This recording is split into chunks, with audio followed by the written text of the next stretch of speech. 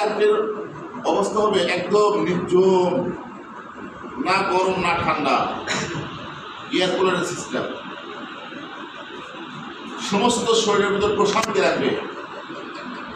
পশ্চিম আকাশে সুন্দর আবহাওয়া বুঝবেন, সমস্ত পৃথিবী স্তব্ধ, যেটা আল্লাহর সাথে আপনি সরাসরি কথা বলতেছেন। আপনি যখন কথা বলতেছেন তখন আপনার জীবনের সমস্ত কোনো কথা মাহবুবের সমস্ত শরীর সব থরথর করে কাঁপতে থাকবে,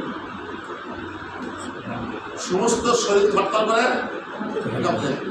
আমি তার একটা ব্যাখ্যা দেই, আরাফার ময়দান হলো গুনাহ মাপের ময়দান। যদি কোনো মানুষ আরাফার ময়দানে পৌঁছেছে আপনি যদি গুনাহ মাপ চাইতে পারেন, তারা হজই হয়। তাহলে আরাফার ময়দানে গেলে একদম কঠিন কাফের, বিধর্মী, কঠোর মুনাফিক, সেও যদি দৌড়া করে আরাফার ময়দানে মাপ চায়, তার সমস্ত শরীর এমন কম্পন শুরু হয়, নিজেকে স্থির রাখতে পারে না, শরীর কাঁপতে থাকে। এই কাপড় ঝাঁকে দিতে সমস্ত শরীর আস্তে আস্তে পাতলা হয়ে যায়, একদম পাতলা হয়ে যায়, নিষ্পাপ শিশু হয়ে সমস্ত গুণা গুণা বসে যায়।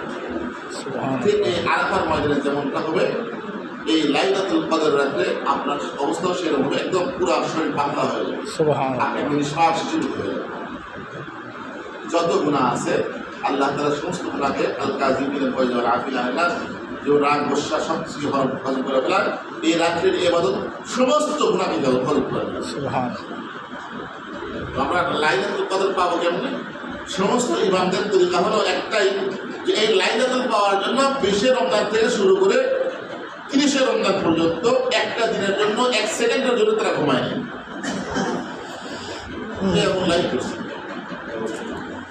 যেমন লাইভ করতে কামড় শুরু হয়ে গেছে, ইমাম সাহেব স্থির হচ্ছে, সেজদায় গেছে, কামড় শুরু হয়ে গেছে, স্থির হচ্ছে, খেয়াল করতেছে যে লাইলাতুল কদর পাওয়া গেছে।